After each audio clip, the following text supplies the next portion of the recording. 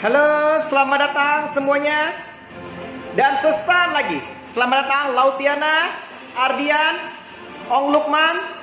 Dan tentunya sesaat lagi kita akan masuk sebuah materi yang sangat spektakuler dan sangat ditunggu-tunggu. Langsung dari Pontianak ya. Namun sebelum itu, saya undang Anda untuk bergabung semua. Karena sesaat lagi kita akan memainkan pertunjukan spektakuler ya. Oke, silakan bergabung ya. Selamat datang Rio, Sheila ya. Oke. Dan tentunya halo Pria Utama, hai.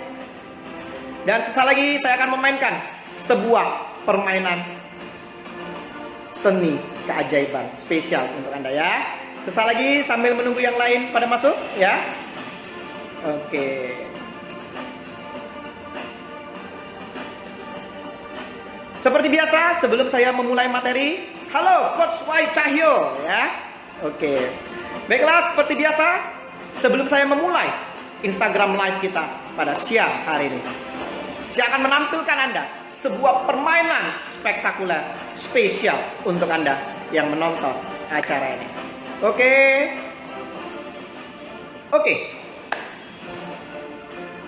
Halo Satri Mulia. Oke. Hari ini saya akan memainkan sesuatu yang sangat spesial untuk Anda yang ada di rumah. Sebuah permainan yang dimana sebuah keyakinan mampu menciptakan keajaiban. Dan hari ini saya akan bermain dengan Anda. Di sini kita bisa melihat bersama ada 5 buah lambang, 5 buah simbol di dalam psikologi. Dan simbol-simbol ini akan membuka permainan kita pada hari ini ya. Oke, sekarang semuanya lihat baik-baik ya. Di sini ada 5 simbol ya. Dimana 5 simbol ini tentunya akan menjadi sesuatu yang sangat istimewa untuk Anda yang sedang berada di rumah ya. Oke, di sini saya akan bermain ya. Halo, selamat datang Parlin, Leonardio, Jimmy ya, Wawan. Oke, dan sesaat lagi sebelum kita mulai saya akan mempersembahkan pertunjukan spesial untuk Anda ya. Baiklah. Di sini ada angka 1 sampai 5 ya. Saya akan memasukkan gambar-gambar ini ke dalam wadah ini ya. Oke. Saya akan masukkan satu persatu.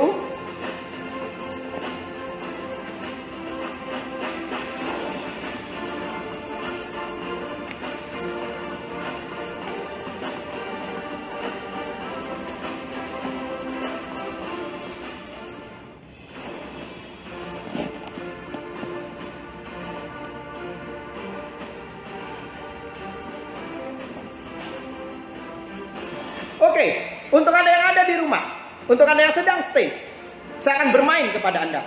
Di sini saya mempunyai sisa kartu, ya, saya akan kocok, ya. Oke, ini adalah papan, di mana ada nomor 1 sampai 5, oke. Dan tugas Anda adalah kita akan memasukkan kartu ini satu persatu. Oke, sekarang untuk Anda yang di rumah, kira-kira Anda ingin meletakkan kartu ini di nomor 1, 2, 3, 4, atau 5. Silakan. Kartu ini mau dimasukkan di nomor 1, 2, 3, 4, atau 5. Silakan.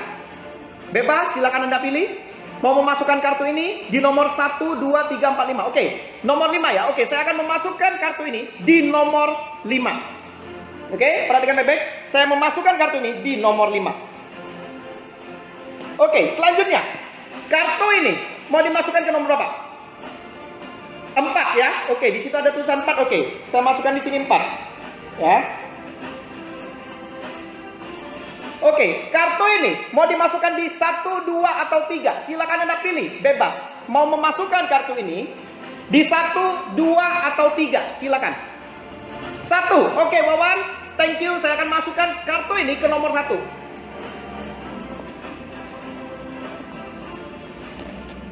Oke, selanjutnya tersisa angka 2 dan 3.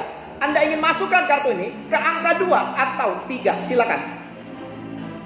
2 atau 3, silakan. Mau memasukkan kartu ini ke nomor 2 atau nomor 3? Nomor 3, Ardian? Oke, nomor 3. Kita masukkan ke nomor 3 ya. Oke, dan terakhir, tersisa di nomor 2. Betul? Oke, kita masukkan di nomor 2. Oke. Anda perhatikan baik-baik. Kartu ini Anda yang pilih secara acak dan secara bebas. Anda memilihnya dari awal. Dan untuk terakhir kali, saya berikan satu orang kesempatan. Siapakah yang mau mengubah susunan kartu ini? Mungkin Anda mau memindahkan 3 ke 4, atau 5 ke 2, atau 1 ke 3, bebas. Anda boleh tulis, Anda mau pindahkan kartu ini dari angka berapa ke angka berapa. Sekarang, silakan.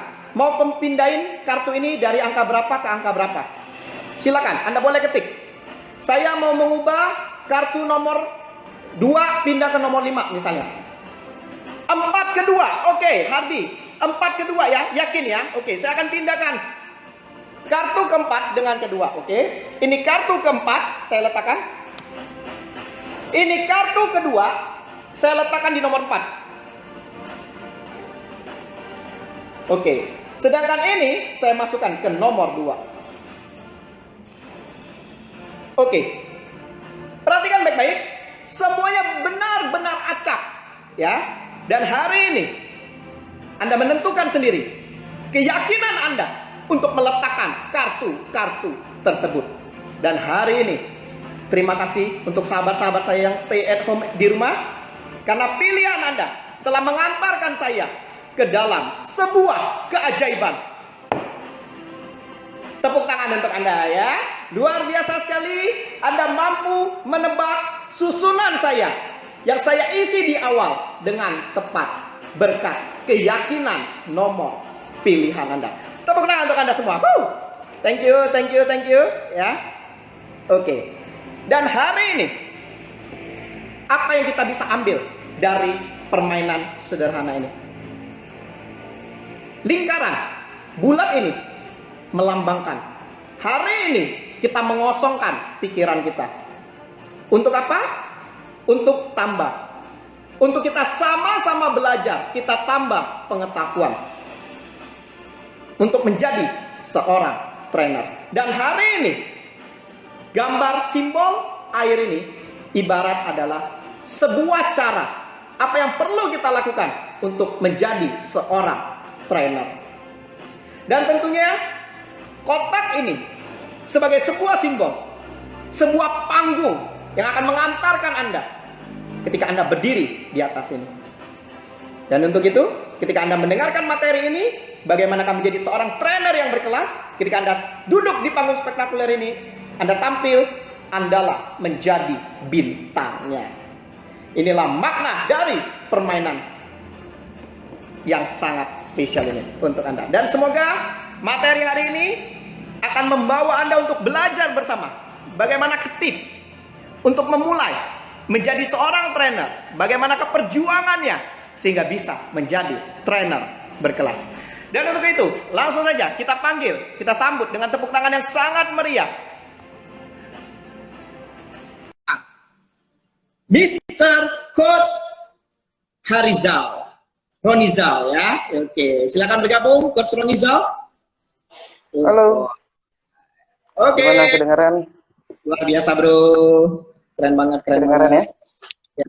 Terus saya ngikutin permainannya dari awal sampai akhir, luar biasa. Pantas sekali kalau kita sebut sebagai icebreaker nomor 1 di Indonesia. Tepuk tangan untuk Mas. So ya, naik gaji nih. Mas Ferdi. Oke. Tunggu sebentar, saya set up karena ini baru kita atur. Thank you. Ya, para master pada berkumpul semua nih ya, karena ini sesuatu topik yang sangat menarik ya. Ramai. Ya. Terima kasih udah hadir. Ada Mas Parlin. Ya. Oke, yuk sip. Oke, apa yang mau kita sharing hari ini, kawan-kawan?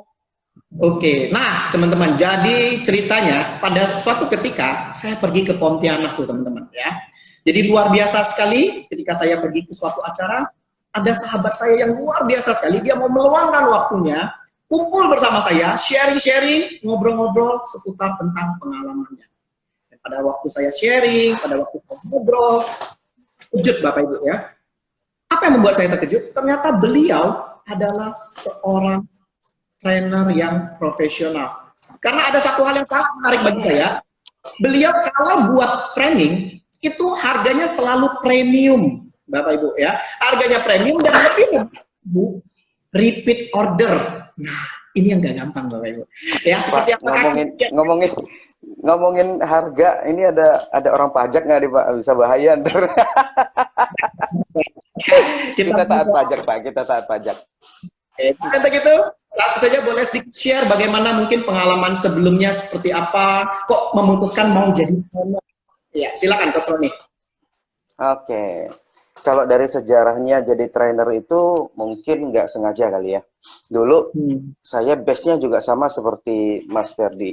Saya hobinya sulap dulu. Lalu dari sulap itu saya belajar tentang hipnosis karena dulu terpengaruh siaran TV kan. Salah satu acara televisi yang booming saat itu tentang hipnosis, bagaimana hipnosis di atas panggung. Akhirnya rasa penasaran saya membawa saya untuk mengikuti salah satu training hipnotis dulu. Tujuannya supaya bisa gini orang dan tidur gitu loh. Tapi pada akhirnya kita belajar banyak. Akhirnya saya tertarik untuk dunia hipnoterapi juga. Nah, dari hipnoterapi itulah saya pelan-pelan bergeser menjadi seorang trainer. Jadi dulunya saya ngajar tentang hipnoterapi. Benar-benar ngajarin bagaimana melakukan hipnoterapi yang benar kepada klien, bagaimana stepnya, terus mengedukasi orang tentang hipnoterapi yang benar itu seperti apa. Jadi bukan sekedar begini lalu tidur gitu. Lalu kemudian di tahun 2017 ya kalau nggak salah, saya beralih ke bisnis gitu. Saya serius belajar bisnis dan akhirnya terjun ke dunia training bisnis. Jadi materi yang saya bawakan itu NLP for Business. Jadi kita ngomongin tentang bisnis yang basicnya tetap sama dari hipnoterapi juga sebenarnya. Basicnya psikologis, jadi NLP. Jadi saya mengcombine NLP dan bisnis. Jadi begini, banyak orang ikut training bisnis yang pada akhirnya dia, halo ada Mbak Pai di sana, sahabat saya. Lalu banyak orang belajar, banyak orang belajar NLP yang katanya NLP itu bisa buat bisnis gitu loh. Tapi pada akhirnya ketika mereka ikut training, mereka bingung bagaimana menggunakan NLP itu di dunia bisnis yang sebenarnya. Jadi saya buka NLP for Business itu sampai saat ini mungkin udah angkatan ke belasan, saya juga lupa tepatnya berapa. Gitu. Jadi terjun ke dunia training ini sebenarnya nggak sengaja. Dulu hanya pengen ngajarin orang. Lama-lama permintaannya semakin meningkat. Ya udah, kita seriusin di sana. Kita bikin program yang benar-benar goal saya saat itu adalah lu masuk ke training saya, keluar harus jadi. Maksudnya kalau Anda seorang pebisnis, materi yang dapat di tempat saya harus bisa dipakai untuk bisnis yang sebenarnya. Itu goal saya. Dulu juga gitu, ketika Anda belajar hipnoterapi tempat saya, maka keluarnya Anda udah harus bisa melakukan terapi secara profesional ke klien-klien Anda sendiri. Itu goalnya seperti itu. Dan berlanjut sampai sekarang. Luar biasa. Nah, yang menarik nih. Kira-kira ya, banyak orang, anak-anak muda apalagi tentunya ya, kadang dia melihat, oh jadi trainer tuh enak, bisa jalan-jalan, bisa kenal banyak orang. Nah, kalau kita mau memulai dari awal itu, apa ya Coach perjuangannya ya? Share pengalaman. Jadi begini, kalau kita ngobrol tentang jadi trainer tuh enak, kita lihat dari sudut pandang apa dulu nih? Nah, kita lihat dari sudut pandang apa dulu? Apakah sudut pandangnya tuh jalan-jalan, atau sudut pandangnya itu dari income pendapatan, atau jadi dari sudut pandang terkenalnya? Jadi kalau kita bilang, oh jadi trainer enak bisa jalan-jalan, ya lu jadi tour guide juga bisa jalan-jalan loh, gratis lagi. Ya benar kan? Lalu kalau dibilang dari sudut pandang income, ya banyak pekerjaan yang income-nya jauh lebih baik lah dari trainer itu sendiri.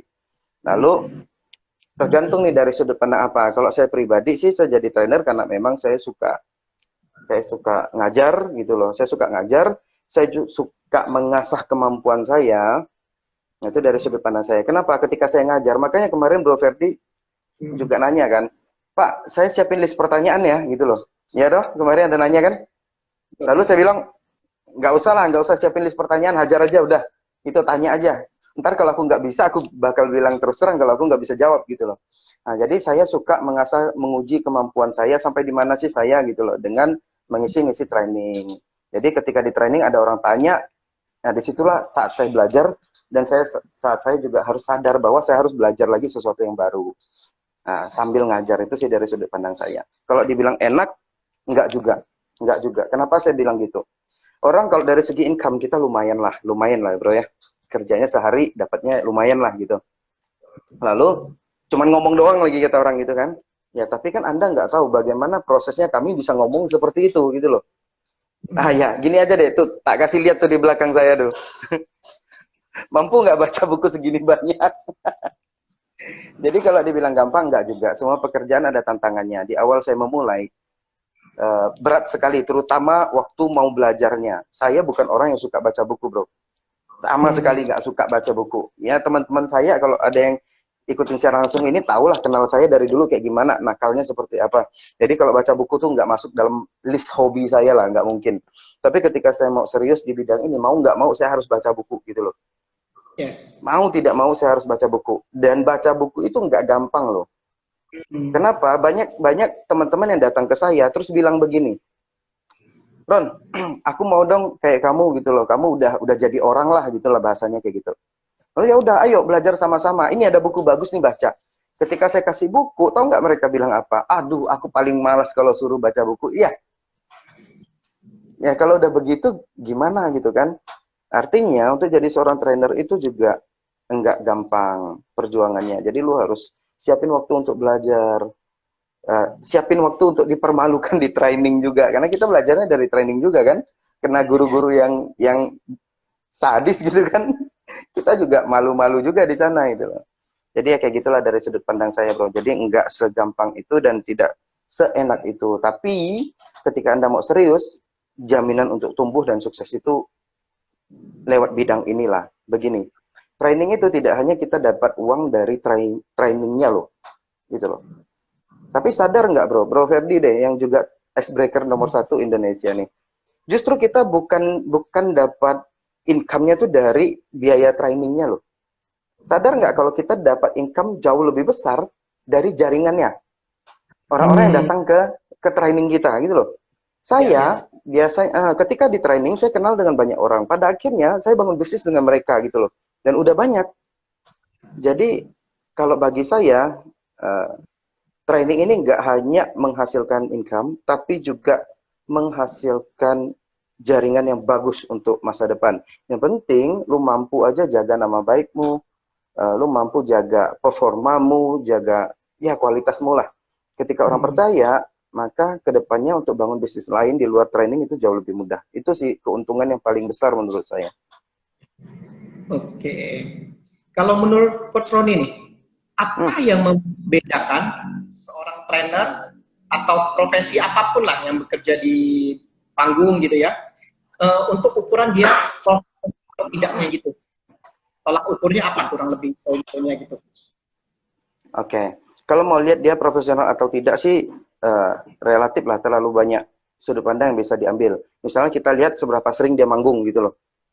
Atau kalau mau lihat dari segi pendapatan, berapa tarifnya gitu loh. Karena tarif profesional dan tarif yang biasa tentu beda dong gitu loh. Nah, kalau saya untuk membedakan seseorang profesional atau tidak dari konsistensinya. Gini, seberapa konsisten dia di bidang itu. Dan seberapa serius dia menjalani bidang itu. Gitu loh. Saya melihat banyak profesional di bidang pekerjaan lainnya, dia profesional banget, dia seniman, dia profesional banget, tapi tapi dia sering show atau tampil tanpa bayaran. Tapi saya nggak bisa bilang dia tidak profesional loh. Karena walaupun dia tidak dibayar, dia menampilkan dengan sungguh-sungguh loh. Saya punya teman penari yang kalau diajak perform itu, walaupun nggak dibayar, dia totalitas. Bagi saya dia profesional. Walaupun dia tidak menarik bayaran. Gitu loh. Bagi saya profesional. Jadi banyak orang melihat profesional itu dari tarifnya. Padahal nggak begitu. Yang bayaran mahal juga banyak yang nggak profesional kok. Ketika mau acara baru mau dimulai, saat itu juga dia baru coret-coret apa sih yang mau saya sampaikan. Gitu loh. Bagi saya itu nggak profesional. Bagi saya seorang profesional adalah dia bekerja untuk kliennya, dibayar atau tidak dibayar. Seberapa serius dia menggarap satu event. Nah, jujur aja bro, saya untuk sekarang ini aja gitu loh, untuk sekarang ini aja, saya bilang kita live lah, kita ngobrol apa aja gitu loh, bener kan? Tapi dari Betul. tadi pagi, dari tadi dan dari kemarin, saya udah bilang, bro, tolong, saya belum pernah Instagram live, tolong ajari saya, bener nggak? Saya ini pertama kali bagi saya, tolong ajari saya. Kenapa harus seperti itu? Kenapa saya nggak bilang, aduh sorry ya bro, ini baru pertama kali masih salah dan lain sebagainya. Karena bagi saya, walaupun ini gratisan, ditonton secara gratis tidak berbayar, saya tetap harus nampilin yang terbaik. Ini bro, lu kalau lihat beneran gue cukur kumis loh bro, hanya buat ini doang gitu loh. Jadi yang menentukan seseorang profesional atau tidak adalah bagaimana dia menghandle sebuah sebutnya job lah ya. Bagaimana dia menghandle sebuah job. Seberapa serius dia menghandle satu event yang diserahkan kepada dia. Itu profesional bagi saya. Nah, ada satu hal itu. Seringkali dilemanya di lapangan, apalagi yang sudah kita mulai menjadi top, mungkin mulai ada sombongnya, egonya, mungkin mulai tinggi. Bagaimana membedakan antara kapan kita harus profesional, kapan kita harus sosial. Dan ini kadang agak berat. Si malakama. Kadang kalau nanti kita tolak, ini ya seperti apa. Padahal kita juga besarnya dulu dari sosial. Mungkin tanggapan dari sudut pandang Coach Roni seperti apa? Jadi gini, nah ini ada Mbak Pai sekali itu temannya saya, sahabat, tahulah gaya saya seperti apa. Jadi kapan kita harus profesional dan kapan kita harus sosial. Jadi kayak gini bro, ketika Anda membutuhkan saya dan Anda adalah statusnya adalah corporate gitu loh, Anda adalah corporate dan Anda membutuhkan jasa saya, maka saya pasti minta bayaran, pasti. Dan bayaran saya adalah bayaran profesional saya. Tapi kalau Anda adalah lembaga sosial yang membutuhkan saya untuk menjadi trainer, untuk mengedukasi apapun itulah, dengan materi yang sama seperti yang saya bawakan di corporate, maka free untuk Anda. Tergantung. Kecuali Anda gunakan ini untuk ini juga ya, untuk cari uang juga, maka saya nggak akan kasih free. Tapi kalau benar-benar untuk bantu orang, pasti free. Jadi, banyak yang gini, Roni mata duitan, Roni mata duitan gitu loh. Gitu. Begini, cuman ngomong doang minta duit gitu loh. Kan ada yang kayak gitu tuh. Itu banyak dihadapi trainer-trainer lain. Ketika dia merasa tidak enak, oh ya aku cuman ngomong doang minta duit. Lah permasalahannya adalah, saya akan ngomong sedikit keras di sini karena kita bekerja sebagai profesional. Ini udah saya hadapi dari dulu. Jadi cuman ngomong doang minta duit gitu loh. Sama aja saya minta Ariel Noah, bro nyanyi dong bro di sini gitu loh. Ini aku punya acara nih, nyanyi dong. Lalu dia minta bayaran dan aku juga ngomong begini, cuma nyanyi doang minta duit gitu loh. Kan sama toh. Ya, dia bisa nyanyi sebagus itu karena dia berlatih dan Anda tidak tahu bagaimana dia berlatih. Gitu. Mungkin dia tidak makan gorengan, lu nggak tahu toh. Ya, gorengan yang enak itu dia nggak makan. Mungkin dia nggak makan makanan tertentu yang bagi kita enak, tapi demi menjaga suaranya dia nggak makan. Ya sama aja seperti kita trainer gitu loh. Ketika kita sharing berbagi, benar-benar kita tuh hasil pengalaman kita bertahun-tahun yang kita sharingkan. Jadi ketika Anda adalah corporate, perusahaan, atau Anda membutuhkan kami untuk meningkatkan performa tim Anda, perusahaan Anda, apapun itu, maka kita akan bergerak sebagai profesional. Tapi ketika ada orang yang butuh kita di saat susah, misalnya sekarang nih, masa-masa corona, kapanpun Anda membutuhkan saya untuk sharing tentang recovery bisnis, gimana sih setelah ini harus melangkah apa sih, saya kasih seminar gratis untuk komunitas-komunitas yang memang ancur-ancuran kena corona atau apa, kita siap untuk bantu dan Anda nggak perlu bayar sepeser pun gitu loh. Jadi tentukan posisi Anda. Apakah saat ini Anda sedang bersosial atau Anda sedang berbisnis? Jangan terjebak dengan klien Anda yang dia mau berbisnis tapi meminta Anda untuk bersosial. Benar-benar. Gitu. Dia mau berbisnis tapi minta lu bersosial gitu loh. Hati-hati dengan yang seperti itu. Saya nggak mau masuk ke zona-zona kayak gitu. Betul, betul, betul. Tapi kalau misalnya nanti kita nolak halusnya gimana? Nanti ujung-ujung tidak enakan. Ya, kan jelas bro, kan jelas. eh, ini kegiatan apa gitu loh. Kalau pure ini kegiatan sosial, maka lakukanlah setulus hatimu. Gitu loh. Lakukan setulus hatimu, berikan yang terbaik. Jadi gini, banyak kesalahan trainer begini, ketika dia manggung atau dia on stage yang tidak berbayar untuk kegiatan sosial, dia ala kadarnya, semau dia, tanpa persiapan yang matang. Kalau Anda mengaku sebagai profesional, mau itu kegiatan sosial pun yang tidak berbayar atau yang berbayar, berikan yang terbaik. Kalau cara nolaknya kayak gimana ya, bilang aja, Pak, ini kegiatan bisnis untuk perusahaan Anda, maka saya akan mengenakan tarif bisnis, tarif profesional saya. Yo, itu sangat sangat wajar menurut saya. Oke. Baik teman-teman ya, sesaat lagi kita akan masuk sesi tanya jawab. Sambil Anda pikirin mau tanya apa, nanti kita akan masuk sesi tanya jawab. Nah, berikutnya ini coach. Nah, ketika kita menjadi trainer, bagaimana tantangan sebagai profesional kita untuk mendelivery materi? Apakah ada tips-tips sedikit tambahan? Oke, pertama gini deh, apa aja yang perlu dipersiapkan untuk menjadi trainer lah? Mungkin pertanyaan kayak gitu lebih mudah ya. Apa saja yang perlu dipersiapkan untuk menjadi trainer? Satu, Anda harus tahu Anda mau jadi trainer seperti apa dulu. Jadi gini, tentukan dulu Anda tuh mau jadi trainer seperti apa, temanya apa. Contoh, Mas Ferdi jagonya di games dan ice breaking, benar loh? Maka Anda ambil posisi sebagai saya adalah trainer khusus ice breaking. Khusus ice breaking. Jadi pertama kali perlu disiapkan adalah lu ahlinya apa? Lu ahlinya apa? Ketika udah tahu lu ahlinya apa, lu belajar bidang itu sampai benar-benar ahli. Oke? Belajar sampai benar-benar ahli. Jadi gini, jangan ngajarin sesuatu yang lu sendiri nggak paham bener gitu loh. Karena bakal celaka. Bakal celaka. Jadi, ambil posisi. Kedua, perdalam ilmunya benar-benar sampai Anda sangat paham tentang itu, baru ngajar. Ketiga, narasi Anda di medsos. Jadi bro, ngomong soal jadi jadi trainer, mau tidak mau kita jadi public figure lah. Mau tidak mau. Apa yang lu posting di medsos itu dilihat oleh orang lain. Lu icebreaker nomor 1 gitu loh. Tapi sebentar-sebentar lu posting tentang hal-hal yang nggak ada hubungannya lah. Misalnya, lu share tentang games gitu loh.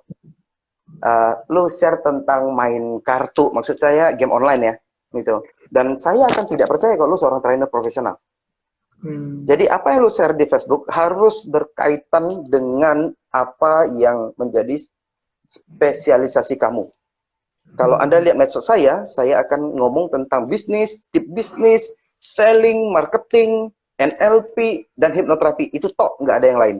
Sesekali, ya, kehidupan saya sehari-hari, sesekali. Tapi Anda nggak akan pernah lihat saya main TikTok lah, saya rasa. Kayak gitu. Lalu, udah narasi di medsos bangun, itu tuh supaya orang tahu lu tuh siapa gitu loh. Lu tuh jagonya apa gitu loh. Nah, setelah itu, Anda juga bangun, selain narasi, lu harus bangun konsistensi. Jadi jangan sekali-sekali gini loh. Hari ini si Ferdi ini bilang dia tuh icebreaker nomor 1 gitu loh. Berikutnya dia sebut dia sebagai pesulap nomor 1. Berikutnya dia sebut sebagai dia seorang NLP. Hati-hati dengan yang seperti itu, Pak.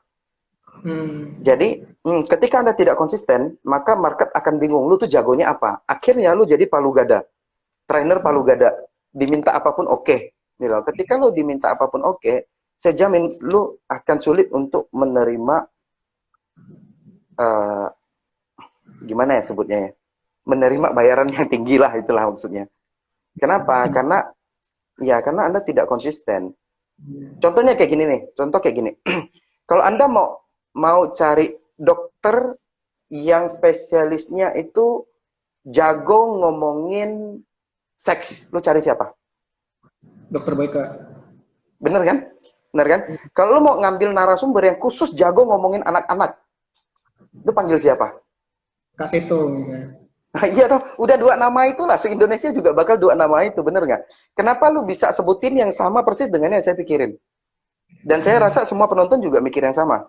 Kenapa? Karena mereka, beliau-beliau itu konsisten dengan skillnya. Konsisten dengan bidang yang mereka sangat jago gitu loh. Makanya ketika lu cari, ya udahlah dia. Lalu sekarang saya tanya, wajar nggak kalau kita mengundang beliau dengan harga mahal? Mohon maaf, saya nggak tahu nih. Saya nggak juga bilang beliau-beliau itu harga mahal. Tapi pertanyaan saya adalah, ketika dia ternama itu, wajar nggak kalau dia tarifnya juga bagus gitu loh? Wajar nggak, bro? Sangat. Ya, wajar toh. Karena lu konsisten. Berikutnya harus dipersiapkan adalah penampilan. Mau tidak mau kita sebagai trainer itu harus punya penampilan yang cocok dengan tema yang kita bawain. Nah, penampilan. Ya kita public figure lah, mau tidak mau lah mengakui itu gitu loh. Walaupun bukan artis ya. Tapi kan kita ketika kita ngomong kita dilihat orang. Mau tidak mau penampilan harus diperbaiki. Bukan berarti kita ngomongin fisik ya, nggak begitu. Tapi tampilkan semaksimal yang Anda bisa lah. Diri Anda sendiri, tapi dengan penampilan maksimal Anda. Lalu berikutnya, pelajari skill komunikasi. Udah pasti, menjadi trainer wajib belajar komunikasi. Selain belajar komunikasi, belajar ilmu untuk menyusun materi. Karena gini, kamu punya ilmu yang bagus, tapi lu nggak punya kemampuan untuk menyusun materi yang mudah dimengerti orang lain, lu bakal gagal jadi trainer. Mau sejago apapun kamu komunikasi, tapi nggak punya kemampuan menyusun materi, tidak punya kemampuan untuk mendelivery materi Anda, maka lu pasti gagal. Ngomong apa sih orang ini gitu loh. Dari tadi muter-muter ngomongnya apa sih gitu loh. Nah, jadi yang selain komunikasi, belajar teknik untuk membangun materi Anda sendiri, dan belajar teknik untuk mendelivery materi Anda. Itu aja yang perlu dipersiapkan, bro. Ya, oke, silakan untuk Anda yang ingin bertanya. Sekarang saya buka sesi tanya jawab. Silakan ingin bertanya, pergunakan kesempatan ini. Mungkin ada yang terinspirasi mau jadi trainer itu seperti apa yang perlu ditanyakan seputar tentang itu, silakan. Nah, ini bicara tentang personal branding. Saya kira personal branding itu berdasarkan target. Jika target pasarnya orang muda, saya nggak masalah pakai platform yang lebih youthful kayak masalah nggak? Yang anak muda, dia pakai platform TikTok untuk brandingnya gitu. Betul. Jadi platform yang kita gunakan itu juga berhubungan dengan target market yang kita butuhkan. Nah, tapi tergantung produk apa yang Anda jual. Contoh, saya kasih satu contoh. Saya menjual jam sporty misalnya. Saya menjual jam sporty, maka personal brandingnya pasti harus sporty gitulah kan. Lalu lu brandingnya di TikTok. Nah, sekarang saya tanya, memang di TikTok itu banyak anak muda, bener kan? Cocok nggak? Cocok nggak? Nah, tapi lihat dulu di TikTok itu anak muda yang bisa menerima sesuatu yang lu jual, atau cuman anak muda, memang dia masuk kategori anak muda, tapi bukan target marketmu. Contoh, saya jual training misalnya, sukses di usia muda, gitu loh. Misalnya judul trainingnya tuh, sukses di usia muda. Lalu saya jual di TikTok. Kira-kira cocok nggak? Nah, jadi memang di sana ada anak muda, tapi belum tentu cocok juga dengan personal branding yang mau lu bangun. Kalau saya pribadi ya, karena saya nggak main TikTok, jadi saya kurang tahu. Tapi dari timeline Instagram saya kan kadang-kadang kan sering keluar juga tuh, gitu loh. Kalau untuk bangun personal branding, bisnis khususnya, kayaknya di TikTok masih belum relevan lah untuk digunakan. Tergantung produknya lah. Mantap. Jadi benar sekali kata Bro Parlin, kalau memang target market dan platform yang digunakan memang harus connect. Tapi sekali lagi lihat, contoh lagi lah, analoginya kayak gini nih. Saya punya sebuah kail. Kail saya ini untuk mancing ikan kecil. Nah, mancing ikan kecil. Tapi ikan kecil itu tidak hanya ada di kolam dong, tapi juga ada di parit gitu loh. Nah, tergantung kail ini memang cocok untuk di parit dan di kolam, Tapi umpan yang kita masukkan ini dimakan nggak kalau saya lempar di kolam? Bisa aja umpan yang kita lempar ini nggak dimakan di kolam, tapi di parit itu dimakan gitu loh. Nah, jadi analoginya seperti itu. Memang platformnya cocok, tapi belum tentu di situ juga marketnya kita. Tapi semua boleh dipakai lah. Kalau profilingnya udah pas, marketnya ada di sana, ya silahkan. Gitu. Oke. Kemudian ada pertanyaan menarik ini lagi, Coach, dari Pak Haris ya. Apa tolak ukur keberhasilan seorang trainer setelah training? Jadi ketika training, tolak ukur keberhasilannya apa? Kemudian bagaimana menilai training yang kita berikan itu disampaikan dengan baik? Tunggu. Apa tolak ukur keberhasilan seorang trainer setelah training?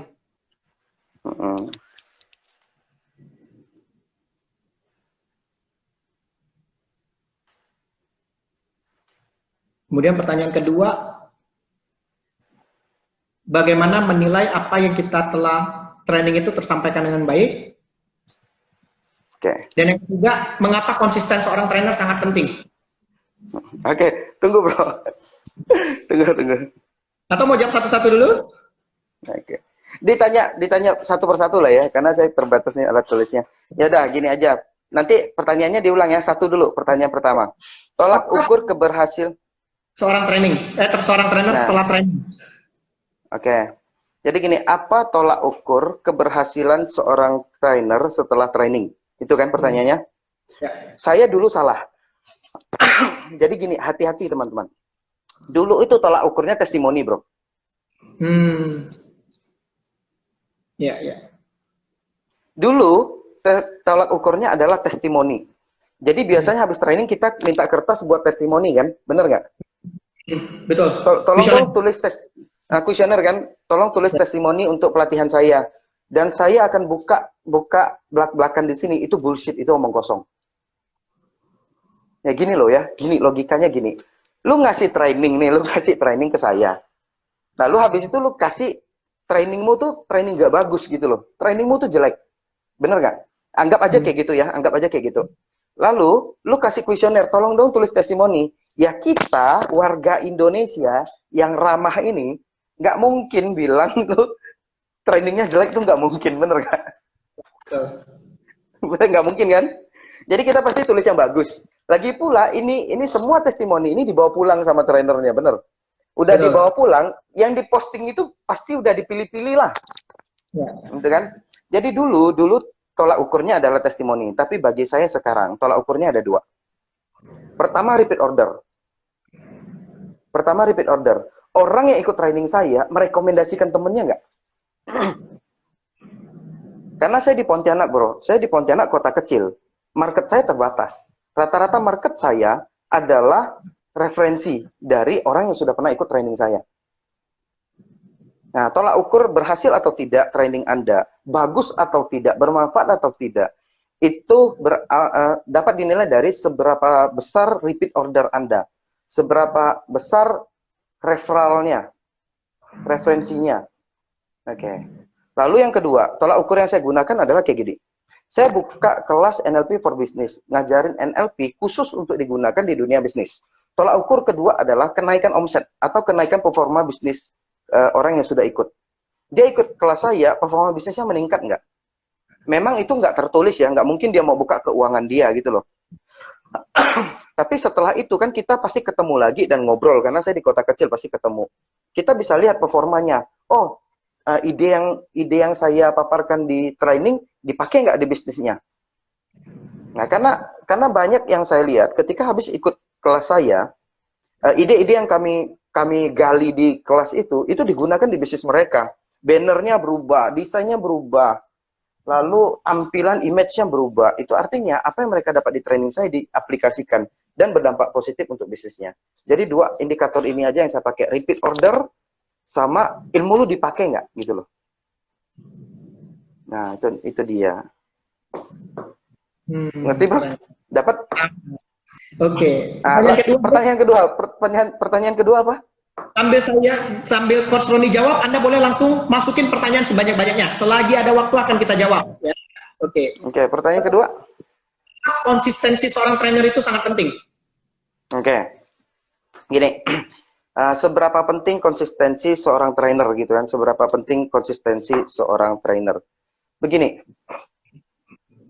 uh, konsistensi kita membuat orang percaya bahwa kita serius dan memang hebat di bidang ini. Ini ya, saya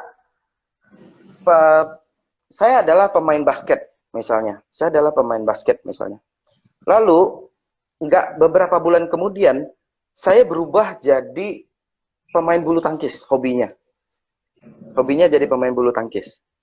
Lalu beberapa waktu lagi saya ngajar tari. Saya ngajar tari. Lalu beberapa waktu lagi saya berubah jadi make up artist. Lalu suatu hari Anda membutuhkan pelatih basket. Anda cari saya atau cari orang yang memang dari dulu lu tahu dia main basket. Nah, lu cari siapa? Cari orang yang dari dulu sering latihan basket. Ya, kenapa? Kenapa? Alasannya Karena kenapa? Lebih terpercaya. Lebih terpercaya. Karena lu tahu setiap hari dia megang bola basket. Udah deh, kalau mau belajar sama dia lah gitu. Bener nggak? Ya, walaupun belum tentu skillnya dia lebih baik dari skill kita yang bisa macam-macam ini. Bener nggak? Betul. Nah, saya bisa sulap. Saya bisa NLP, saya bisa hipnoterapi, saya ngerti bisnis, dan lain-lain. Tapi mau tidak mau, saya bisa gambar,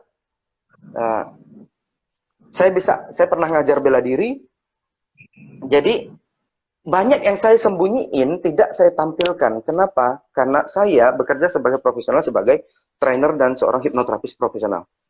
Itu toh. Jadi, saya hanya akan tampilkan sisi hipnoterapinya dan sisi NLP serta trainingnya. Yang ngajar bela diri segala macam, mau tidak mau harus kita tenggelamin karena kita bukan serius di sana. Nah, makanya saya bilang kalau mau jadi profesional mau tidak mau beberapa hal harus kita tinggalkan atau sembunyikan demi konsistensinya kita. Boleh kok kita hobi yang lain. Tapi karena kita bekerja sebagai trainer NLP for business, maka itulah kita tebalin dan kita tonjolin. Itu tipsnya sih. Oke, dan berikutnya, bagaimanakah cara untuk menyampaikan materi yang baik? Bagaimana cara menyampaikan materi yang baik ya? Ya, dan menilai sebelum kita training itu telah disampaikan dengan baik. Jadi bagaimana kita mampu menilai apa yang sudah kita sampaikan itu sudah benar-benar tersampaikan dengan baik. Bagaimana kita ngukur apa yang telah kita sampaikan itu baik atau belum? Oh gitu. Bagaimana cara kita menilai training kita udah tersampaikan dengan baik, baik atau belum? Kalau yang ini nggak ada cara lain selain melihat respon dari audiens kita. Respon itu respon verbal dan respon non-verbal. Jadi respon verbal itu mereka ketika kita jelasin sesuatu, mereka nanya dengan antusias. Mereka nanya itu bukan berarti kita salah menyampaikan atau penyampaian kita tidak baik loh. Mereka nanya itu bisa berarti mereka sangat mengerti apa yang diajarin sampai mereka muncul pertanyaan di kepala mereka. Mengerti maksudnya? Ya, ya. Nah itu satu. Kalau kita lihat dia tidak pernah bertanya, lalu lihat nonverbalnya. Nonverbalnya itu bahasa tubuhnya. Kalau dia tidak pernah bertanya dan pada akhirnya sibuk main HP semua atau bengong atau keluar, maka kemungkinan cara penyampaian kita perlu diperbaiki. Mungkin cara penyampaian kita bagus, tapi teknik training kita nggak terlalu bagus. Contoh nih, kalau kita bandingin ke guru-guru sekolah agak rawan deh. Jadi kadang kita belajar materi tertentu di sekolah, gara-gara gurunya nyampein nggak terlalu bagus, akhirnya kita nggak mengerti, dan dari situ kita menunjukkan bahasa tubuh kita tuh kayaknya, sudahlah, kita tiduran di kelas, kayak gitu. Jadi, hanya satu cara untuk melihat tersampaikan atau tidak tersampaikan dengan baik, kalau di saat training ya lihatlah verbal dan non-verbal. Kalau mereka aktif bertanya, bagi saya itu oke. Aktif bertanya, bagi saya itu oke. Maka mereka mengerti apa yang kita sampaikan. Akhirnya muncul pertanyaan dalam pikiran mereka. Yang kedua, lihat non-verbal. Non-verbal itu ya kejelian kita lah melihat gestur tubuhnya mereka. Kalau mereka di training kita nunduk main HP semua, 70% atau 80% main HP, ada yang salah dengan cara penyampaian kita. Bagi saya kayak gitu. Oke, berikutnya nih Coach, ada yang menarik. Bagaimanakah referensi buku atau website cara menyusun kurikulum materi yang baik? Cara menyusun kurikulum materi yang baik, ini versi saya aja lah ya. Karena nggak ada cara yang baik gitu loh. Kenapa? Karena semua trainer punya stylenya masing-masing. Nah, jadi saya pakai saya sebagai acuan untuk menjawab pertanyaan ini. Kalau membangun kurikulum saya adalah pertama opening dulu. Opening harus keren, harus menarik perhatian. Jadi setiap kali saya training, saya openingnya pasti ngagetin dan keren. Biasanya saya akan main sulap. Sulap yang di opening itu biasa sulap dengan resiko lebih tinggi. Misalnya saya main kayak Russian roulette gitu. Itu untuk menarik atensi. Atau yang lucu, yang bisa menarik perhatian. Nah, jadi bangun opening yang menarik. Yang kedua, saran saya mungkin Anda jangan terlalu monoton dengan modul yang, kalau saya ya, versi saya tuh kurang suka dengan modul yang isinya tulisan begitu. Saya lebih banyak menyampaikan isi dengan simulasi. Kalau Anda ikut kelas NLP for Business saya, itu satu materi saya ajarin, satu simulasi biasanya. Satu tema materi, satu simulasi, langsung. Jadi saya akan mencari simulasi yang bisa menjelaskan tentang apa yang misal saya memaparkan tentang bagaimana sih teknik jualan itu menurut NLP. Maka saya akan mensimulasikan dengan permainan yang ada hubungannya dengan jualan ini, gitu loh. Nah, jadi teknik ini saya gunakan supaya peserta pelatihan saya dia gampang mematternkan ilmu yang saya ajarkan. Karena selain materi, dia juga mendapatkan simulasi experience pengalamannya. Jadi lebih mudah diingat. Nah, lalu setelah Anda susun isinya, pastikan Anda sisipin ice breaking. Kalau ice breaking saya ya simulasi-simulasi tadi. Nah, kalau Anda tidak punya kemampuan melakukan ice breaking, ya bisa undang Mas Ferdi lah buat ngisi sesi-sesi ice breakingnya. Lalu yang ketiga, siapkan penutup dan pesan. Jadi kalau di NLP for Business, penutup dan pesan saya adalah ketika selesai training, hampir selesai training, lu wajib bikin kerangka bisnis yang mau Anda lakukan setelah keluar dari sini. Jadi bukan cuman teori-teori dong yang Anda pelajari, tapi di sesi akhir itu Anda benar-benar harus membangun sebuah plan bisnis yang masuk akal, yang bukan cuman sekedar coret-coret nggak jelas, harus bisa dipresentasikan, harus bisa direalisasikan masuk akal gitu loh. Nah, tujuannya adalah ketika dia keluar, dia benar-benar yakin bahwa ilmu ini bermanfaat dan bisa dia pakai. Dan dia nggak ngarang-ngarang lagi di luar. Jadi harus ada opening yang keren, isi yang bagus, bergambar, bervideo, atau bersimulasi, berpesan, lalu endingnya, kalau ending sih gaya masing-masing lah. Saya endingnya tuh menutup kelas biasanya dengan ketika mereka udah bikin simulasi bisnisnya, kita koreksi, kita kasih masukan, tambahan beberapa poin yang mereka mungkin nggak sempat atau tidak terpikir untuk dimasukkan, habis itu kita closing. Jadi, cara bikin materi yang bagus, ya menurut saya seperti itu. Tapi tergantung jenis trainingnya lah. Kalau kita isi training untuk anak-anak, misalnya leadership untuk anak-anak, team building untuk anak-anak, maka ini akan berbeda sekali gitu loh.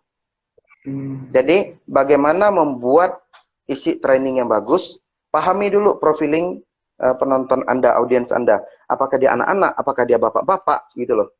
Kalau isinya bapak-bapak semua, yang usianya 40 atau 50-an, misalnya kita gini nih, bikin seminar tentang bagaimana membangun masa depan setelah masa pensiun. Ya misalnya gitu.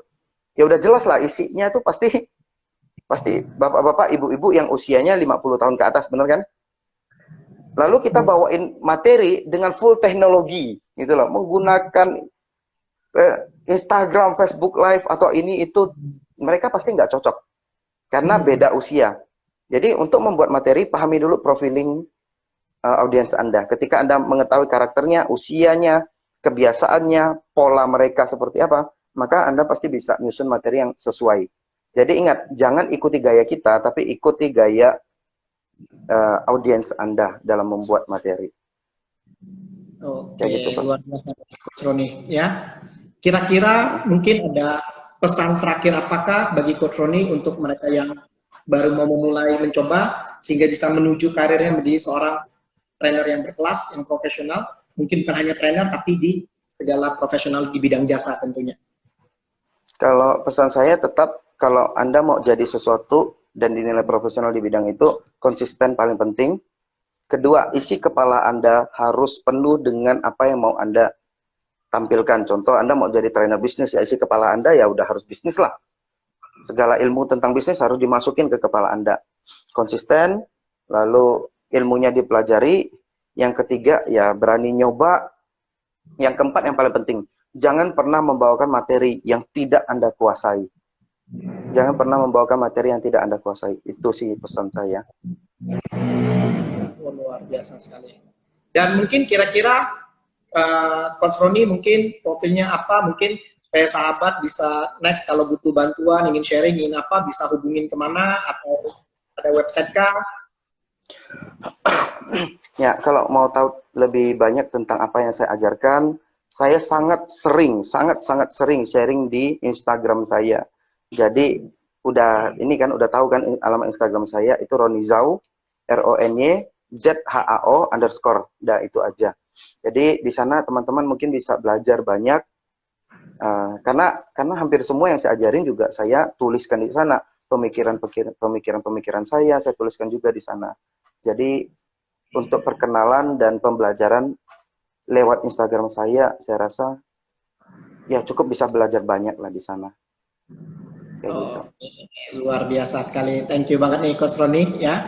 Mungkin sebagai penutup, apa boleh memberikan hadiah untuk teman-teman kita yang di rumah, satu permainan sulap yang mungkin untuk menghibur yang lagi stres. Ini bro, ini. Jadi kayak gini, teman-teman. Seperti yang saya bilang tadi, saya belajar sulap, saya belajar banyak hal. Nah, ini juga yang perlu dipahami, gitu loh. Saya tidak menampilkan diri saya sebagai pesulap. Ingat tentang konsistensi. Ketika Anda menjadi seorang trainer dan Anda memutuskan untuk menjadi trainer hipnoterapi misalnya, gitu loh. Jangan pernah menerima permintaan, bro, manggung dong, ngisi seminar bisnis misalnya. Bro, manggung dong, ngisi seminar sulap gitu. Jangan pernah mau. Kenapa? Karena itu akan membuat apa yang sudah Anda bangun blur lagi. Jadi saya akan menolak permintaan Anda. Sebenarnya ngeles nih bro, karena aku nggak nyiapin trik apapun. Tapi benar, yang saya bilang benar. Jadi teman-teman ketika Anda serius di satu bidang, hindari bidang-bidang lain yang nggak ada hubungannya dan hanya membuat Anda blur tentang apa ya, spesialisasi Anda itu loh. Tapi kalau mau coba boleh lah bro, boleh lah ya kita coba ya. Karena saya udah lama nggak main sulap, saya akan coba satu trik. Karena saya orang psikologis, kita belajar tentang psikologis, jadi saya akan coba satu trik permainan. Bisa gagal ya, bisa gagal. Bro, bayangkan di hadapan Anda ada setumpuk kartu yang sudah dibuka, dikeluarkan dari kotaknya. Sudah? Sudah? Saya tulis dulu ya bentar ya. Takutnya saya yang lupa. Sudah? Lalu bayangkan tumpukan kartu itu ada di tangan Anda. Ini saya kasihin. Sudah? Bayangkan Anda kocok kartunya. Sudah? Bayangkan Anda potong-potong kartunya menjadi 4 bagian.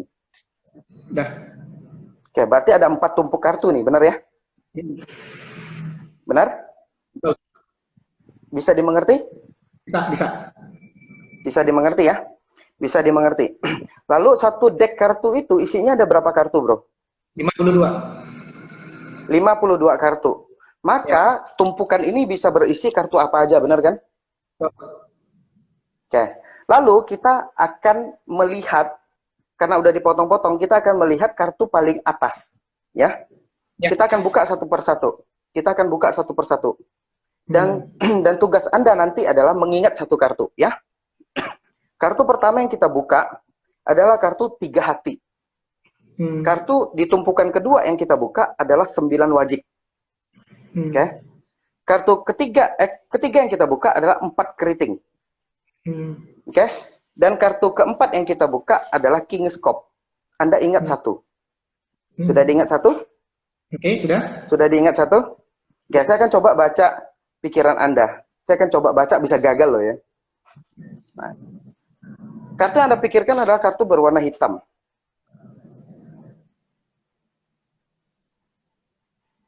Halo? Dijawab.